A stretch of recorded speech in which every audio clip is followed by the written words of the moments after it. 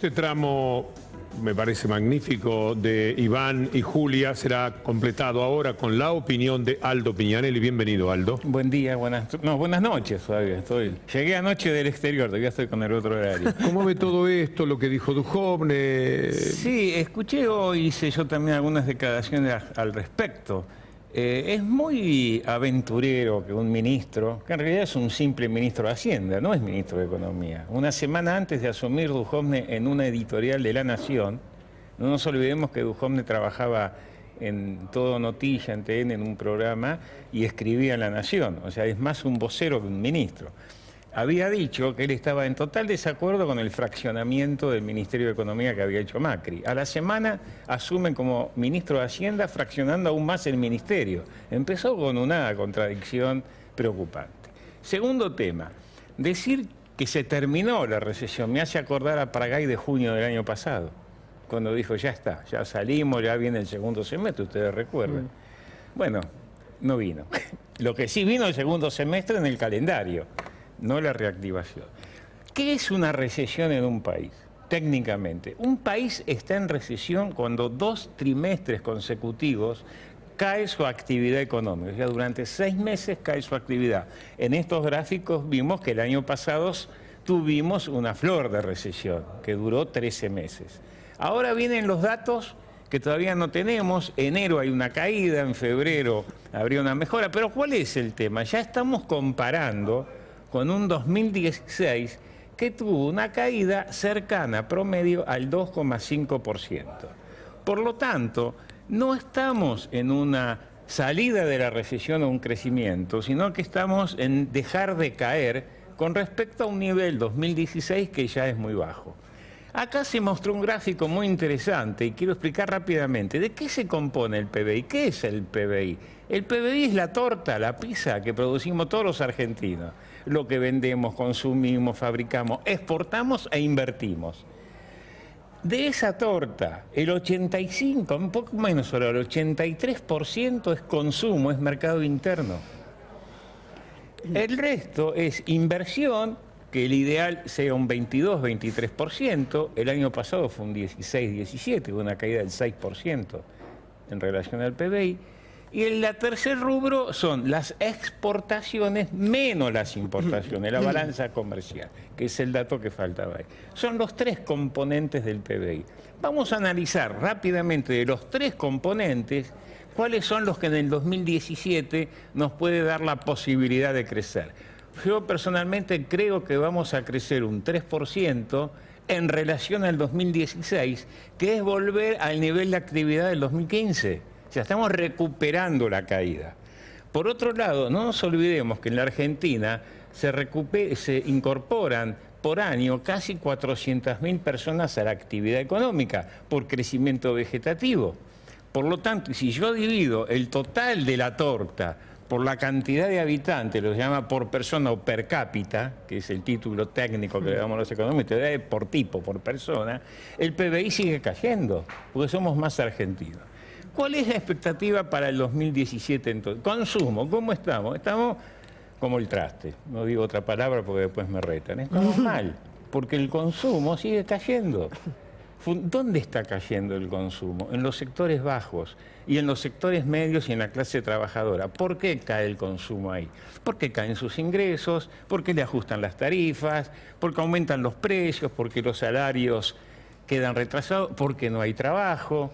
El pequeño comerciante lo nota. Entonces, ¿por dónde viene el crecimiento del consumo? Por la clase alta.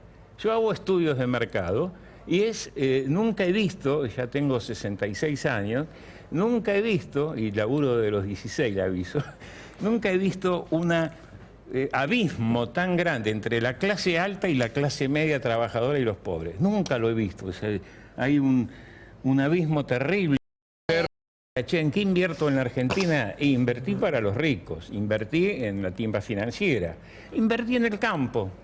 Y de ahí viene el tema de dónde vamos a crecer. Entonces el consumo, que es más del 80% de la torta que producimos los argentinos, está estancado. Lo que han logrado ahora es que no caiga tanto como el año pasado, pero no hay datos. Hasta ahora enero cayó, 2 puntos, ahora ¿no? falta febrero, cae menos que el año pasado. Vamos al tema Inversión pública y privada. ¿Hay inversión privada? No hay inversión privada. Lo que está viniendo es gente que ya está en la Argentina y está tratando de mantener por el desgaste de sus máquinas y demás, pero nuevas inversiones en el sector privado. ¿Y saben quiénes son los grandes inversores que dan vuelta a la balanza en la Argentina? Las pymes, las pequeñas industrias, el comerciante, el que invierte, porque comprar un auto es una inversión. En ese 22% del PIB de una compra de auto, comprar un departamento, un lavarropa, una computadora, pues son bienes durables, son inversiones. La pyme muchas veces invierte y como el 75% de la mano de obra que hay en la Argentina son las pymes, incluido el pequeño comercio. Si ese sector no invierte, la inversión no va a crecer. ¿Quién está invirtiendo? Es muy simple, está invirtiendo el que invierte en campo, donde tenemos ventajas comparativas, está creciendo la inversión del Estado pública en obra pública, viene lenta, pero evidentemente año electoral lo van a hacer. Y son los dos sectores que van a sustentar el crecimiento de la Argentina, obra pública y el campo. ¿Qué significa eso? Que va a haber un leve crecimiento del 2-3% y no lo va a notar la gente, porque el campo, la obra pública, ocupa a muy poca gente. Va a ocupar, nosotros hemos perdido, sin contar el trabajo informal, los que están en negro, 120.000 empleos el año pasado en el sector privado. El público creció, 80.000 personas. Y decían que el gobierno anterior tenía exceso de personal. Mirá vos, ¿no? Tomaron más gente todavía. No lo estoy haciendo críticamente, como un dato de la realidad. Entonces, ese sector, campo, ese sector, obra pública, es posible que tengamos 100.000 puestos de trabajo afectados a eso. Y los 300.000 nuevos que se incorporan y los que perdimos el año pasado, y de ahí viene el conflicto con la CGT, que va que se le escurre como entre las manos la cantidad de gente que trabaja, pero fundamentalmente la pérdida del poder adquisitivo. Entonces, decir, la recesión terminó de la boca de un ministro, a mi querido amigo Nicolás Dujovne, con quien hemos trabajado juntos, él fue miembro del equipo económico de José Luis Machinea en la primera etapa de la Rúa. Estos fueron los que se fueron un mes antes del estallido, que después agarró Cavallo. Estaban ellos, que no nos olvidemos, porque viste, acá la memoria es corta. Yo ahora estoy escuchando al señor Cavallo decir que Labaña y yo fuimos los responsables hasta del Corralito y Corralón. Es de loco esto. Yo terminé diabético hipertenso por estos tipos cuando era presidente del Banco Central. ¿Y no fue uno de los que evitó que se dolarice la economía? Sí, bueno, yo mal no recuerdo. No quería meter ese tema. Mira, esto es muy simple, y discúlpenme, y cierro, don Víctor Hugo, porque me estoy yendo del tiempo. Acá hay una pelea que no es nueva, viene desde 1810, que si somos un país, como decía don Carlos Pellegrini, que los liberales lo defienden, sin embargo Pellegrini en 1857, diputado nacional por la provincia de Buenos Aires, dijo: déjense de aplicar una política donde Argentina solo exporta pasto. El año que nos llueva no vamos a tener que exportar. Tenemos que industrializar este país. ¿Quién lo dijo? Don Carlos Pellegrini en 1857. Fíjese de cuándo viene la pelea si vamos a ser un país pastoril o un país con valor agregado. Y el otro tema nuevo que se dio en el 2001, la verdadera pelea, no fue solo el Corralito, el Corralón. La verdadera pelea es si se dolarizaba o no la economía. Nosotros la pacificamos y salvamos de un caos grande a la Argentina.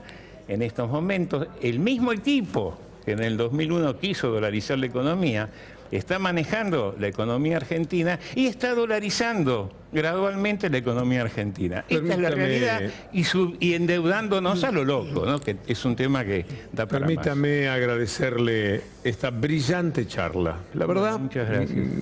Me quedé en la condición absoluta de espectador porque además fui hilvanando los temas de una manera excepcional.